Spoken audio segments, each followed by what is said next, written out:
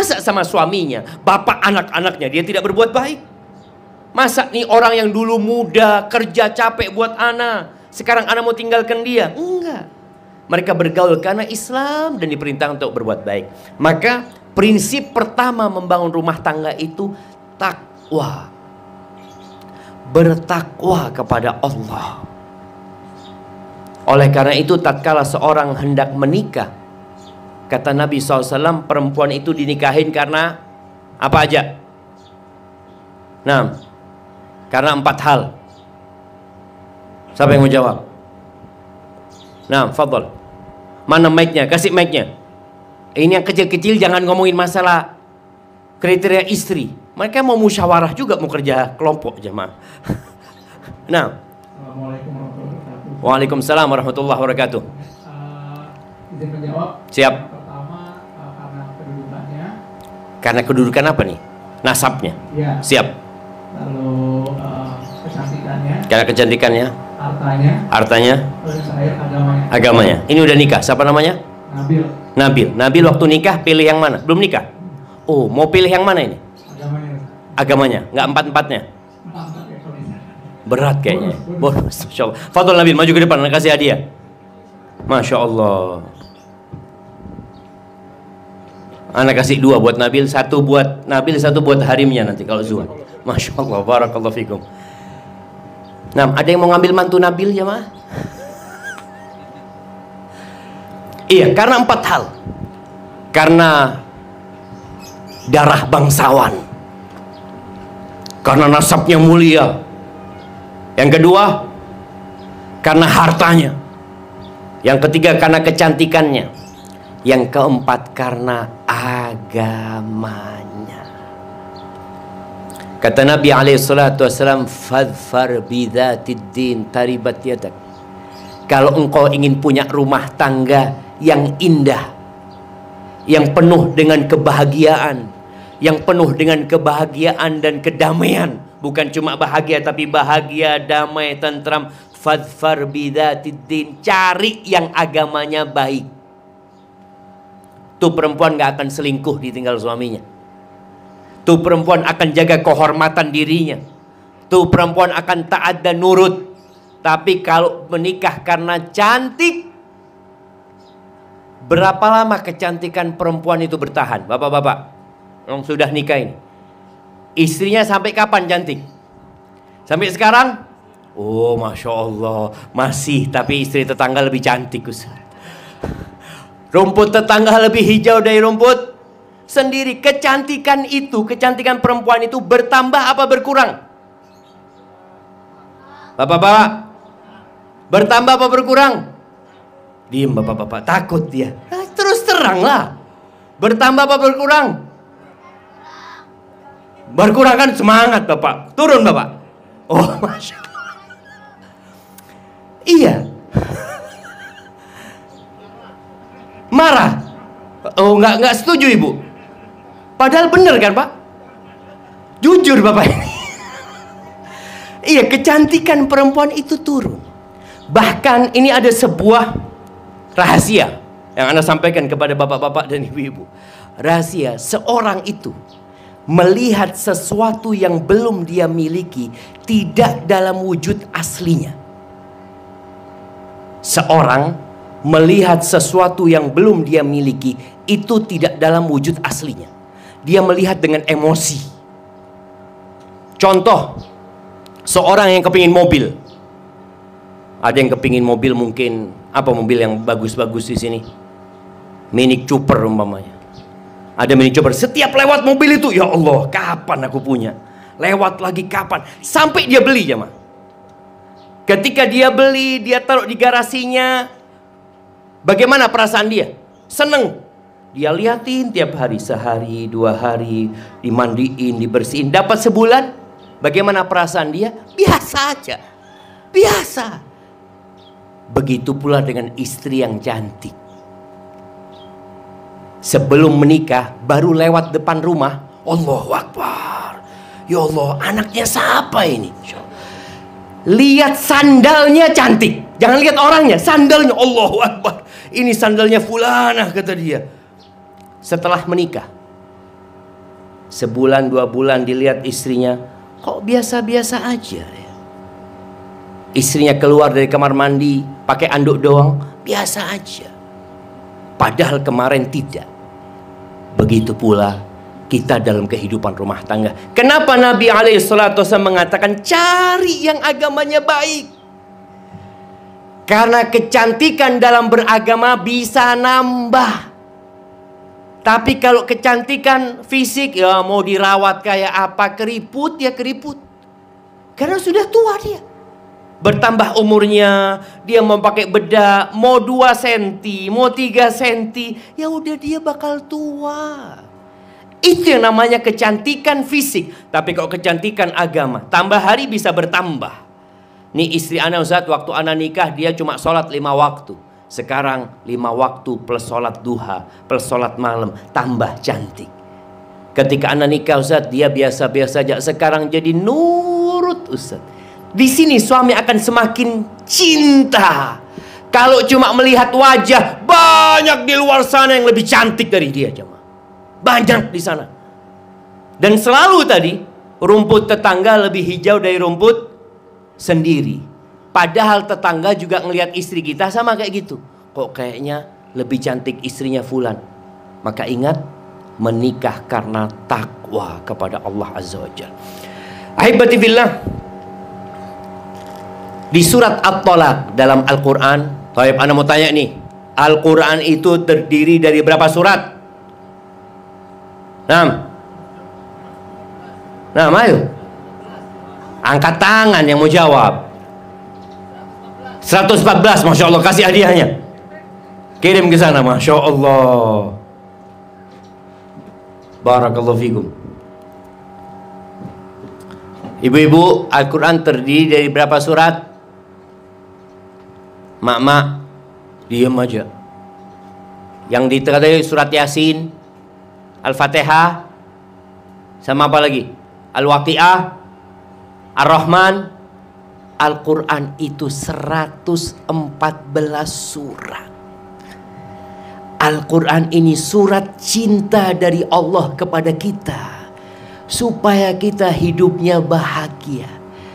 Di antara 114 surat itu ada satu surat namanya surat At-Tolaq, surat perceraian. Nggak ada surat pernikahan, nggak ada. Yang ada surat perceraian. Kenapa? Kalau pernikahan orang sudah siap untuk mengumumkan pernikahannya di depan orang banyak. Tapi ketika bercerai, ada yang dia undang. Siapa yang pernah dapat undangan perceraian? Alhamdulillah Ustaz, anak dapat undangan perceraian. Insya Allah, yang diundang 100 orang. Ada? Nggak ada. Karena itu kesedihan. Di surat At-Tolaq ini, Allah 5 kali menyebutkan takwa. Itu menunjukkan prinsip dasar utama rumah tangga itu takwa. Contoh nih yang ada di ayat ke-1 dari surat At-Tolaq, Allah mengatakan ya ayyuhan nabi. Awal Allah mengatakan di surat Tolak ini ya ayyuhan nabi, wahai nabi. Padahal sebenarnya yang dipanggil itu kita. Tapi Allah ingin mengatakan kepada nabi agar umatnya yang mengaku umatnya Nabi Muhammad SAW. Kita semua ngaku-ngaku. Buktikan engkau. Kalau engkau umatnya Nabi Muhammad SAW. Ya ayyuhan nabi, idza talaqtumun nisa fatalliquhunna li'iddatihinna. Wahai Nabi, apabila kalian, habis Nabi dikatakan kalian, apabila kalian hendak menceraikan wanita, maka ceraikan wanita itu di masa iddah mereka. Lalu kata Allah, wa ahsul iddah, hitung masa iddah itu. Wattaqullaha rabbakum, takutlah, bertakwalah kepada Allah Tuhan kalian. Nah, Anda mau tanya sama mak-mak ini, apa hukumnya kalau suami menceraikan istri dalam kondisi hamil? Mama,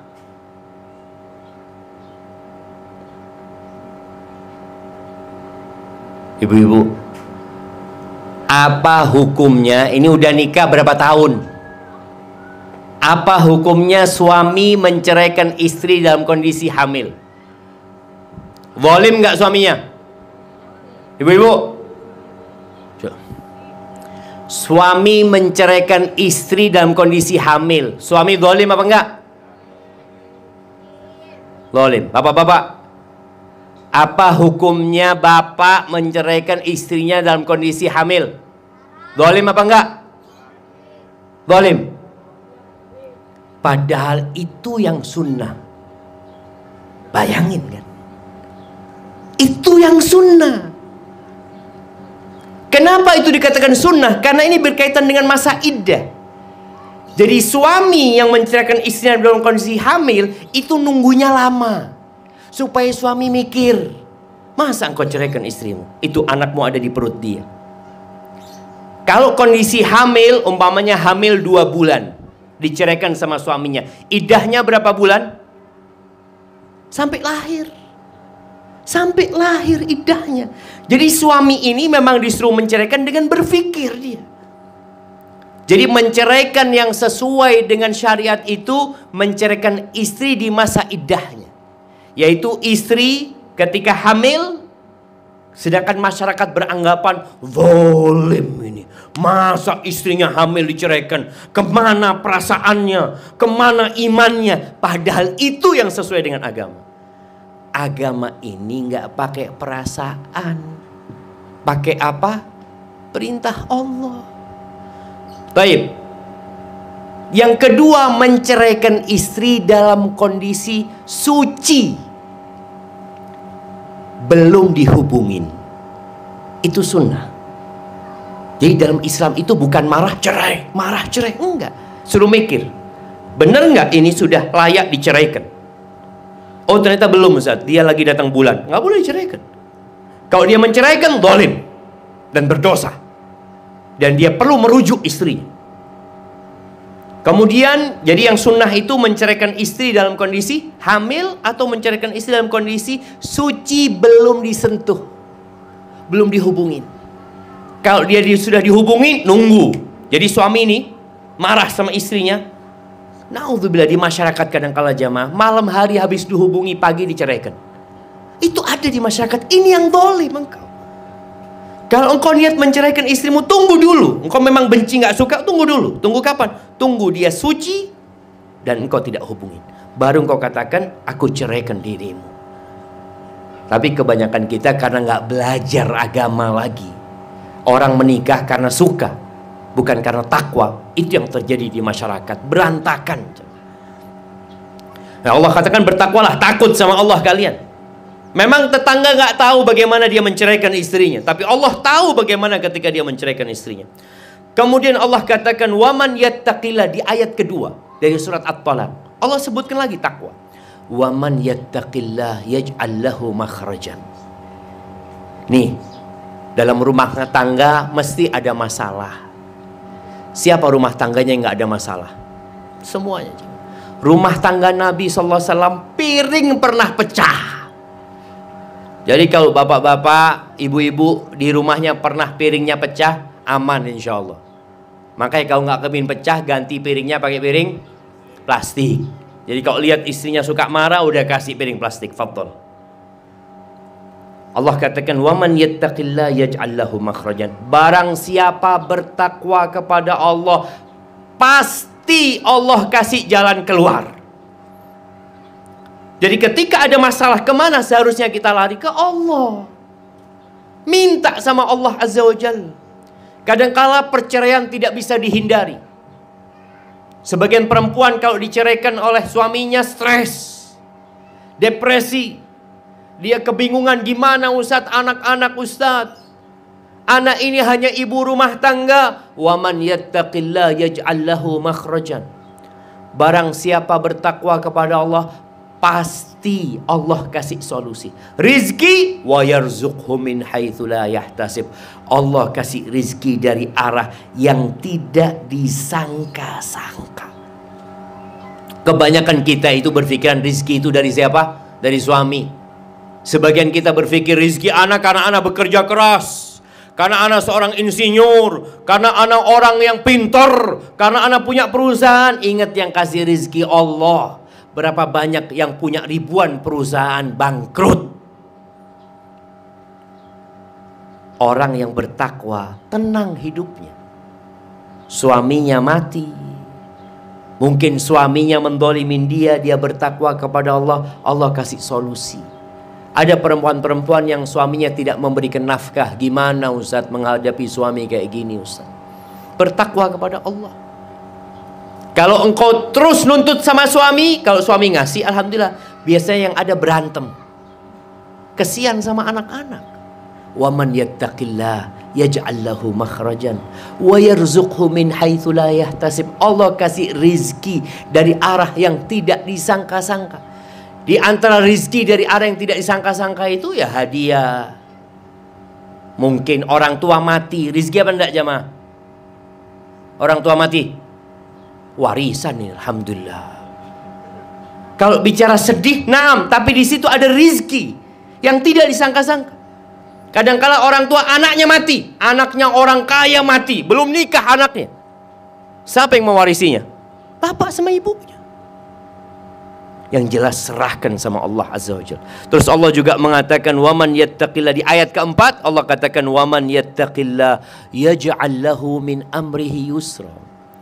Barang siapa bertakwa kepada Allah, maka Allah akan jadikan urusannya mudah. Itu prinsip pertama. Makanya kalau mau menikah, carilah lelaki yang soleh, carilah wanita yang soleha. Pernah datang kepada Hasan al-Basri seorang bapak. Dia mengatakan, ya Aba Sa'id, putriku ini banyak dilamar orang. Ya, sebagian orang tua punya putri Masya Allah, yang ngelamar banyak. Terus apa nasihat? Dengan siapa aku nikahkan? Milih yang mana? Mungkin orang tua akan berpikir, oh fulan kaya, fulan tampan. Kata Hasan al-Basri, la tuzawwij ibnataka illa min taqi. Jangan engkau nikahkan putrimu kecuali sama orang yang takut sama Allah, yang bertakwa sama Allah. Loh kenapa? In ahabbaha akramaha. Kalau dia cinta sama putrimu, maka dia akan memuliakan putrimu. Wa in kariha, kalau dia benci sama putrimu, bagaimana? Lam yadlimha. Itu laki tidak akan mendolimi putrimu, karena dia takut sama Allah Azza wa Jalla. Baik, kemudian prinsip yang kedua, membangun rumah tangga itu dengan berbuat baik. Jadi dalam bermuamalah jamaah, dalam Islam ini, biasanya kan kita sering dengar, engkau berbuat baiklah kepada orang lain agar orang lain berbuat baik kepadamu. Engkau tersenyum kepadaku, aku tersenyum kepadamu. Engkau memuliakan aku memuliakan dirimu. Ini prinsip yang ada di masyarakat. Dalam Islam enggak. Lebih dari itu. Nabi SAW sampai mengatakan, silman qata'ak. Nih, biasanya dalam keluarga terjadi pemutusan silaturahim.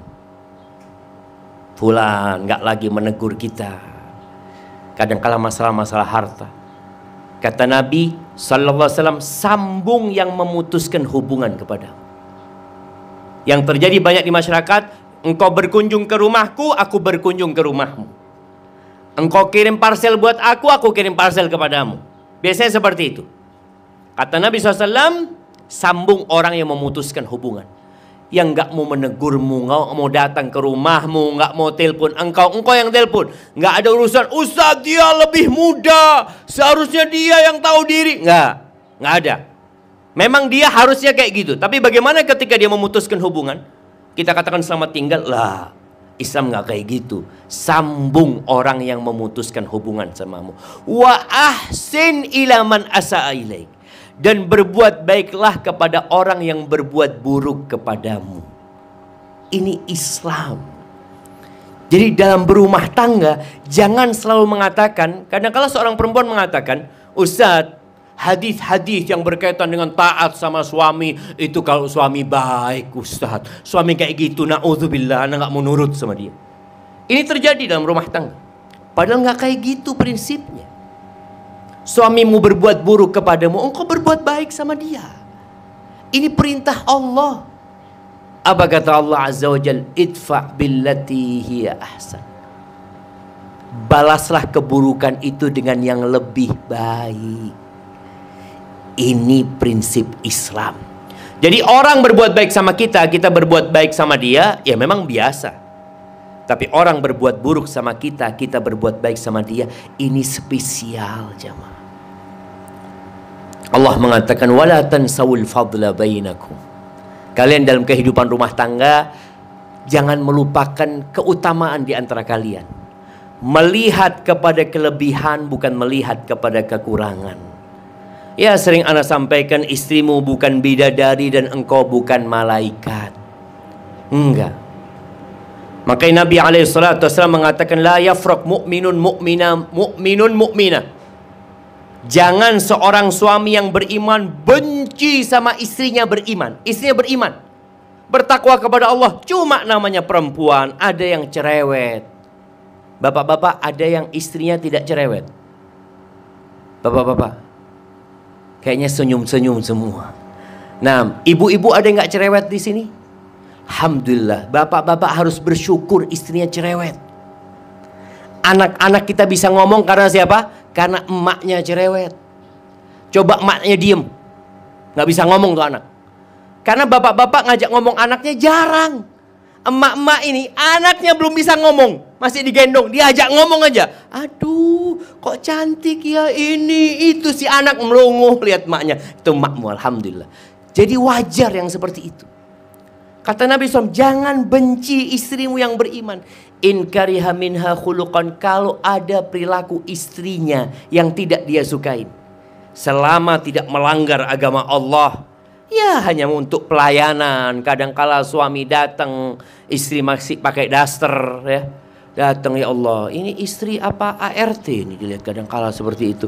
Ada yang kayak gitu di rumah umpamanya. Nggak suka, tapi dia sabar. Kalau dia benci dengan sebagian perilakunya, bukankah ada perilaku lain yang dia cintai?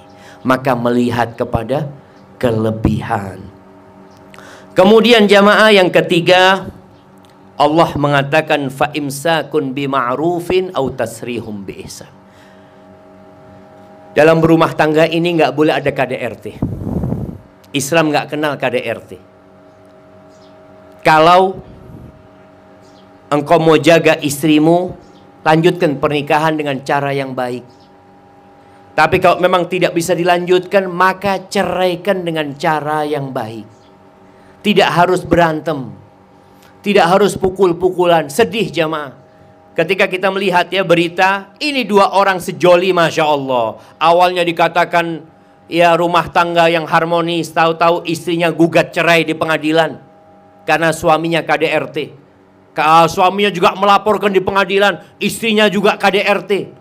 Rumah tangga seperti apa? Rumah tangga yang tidak dibangun di atas takwa. Engkau memang nggak cocok, nggak bisa dilanjutkan, sudah dimediasi, ya udah, kita cukup di sini. Mungkin memang kita tidak ada kecocokan. Dan berapa banyak suami istri yang bercerai, kemudian suaminya menikah lagi, istrinya menikah lagi, rumah tangganya harmonis. Karena boleh jadi suaminya tidak sabaran. Akhirnya suami dapat istri yang penyabar. Si istri seperti itu juga. Dia melihat suaminya na'udzubillah, kemudian dia bercerai, dapat suami yang penyabar. Ada ketidakcocokan yang tidak bisa dilanjutkan, cukup. Maka fa imsakun bima'ruf au tasrihum biihsan. Ya, jangan cuma nuntut hak, tapi berikan hak lawanmu. Kita kadangkala sama pekerja kita gajinya cuma 50.000, kita tambahin 60.000, kita tambahin 100.000. Sama istri lebih seharusnya jemaah. Jadi kalau nafkah istri cukupnya, istri anak cukupnya ini ya 10 juta lah Ustaz sebulan. Tapi sang suami mengatakan, nih anak kasih 15 juta. Itu ihsan, itu ma'ruf.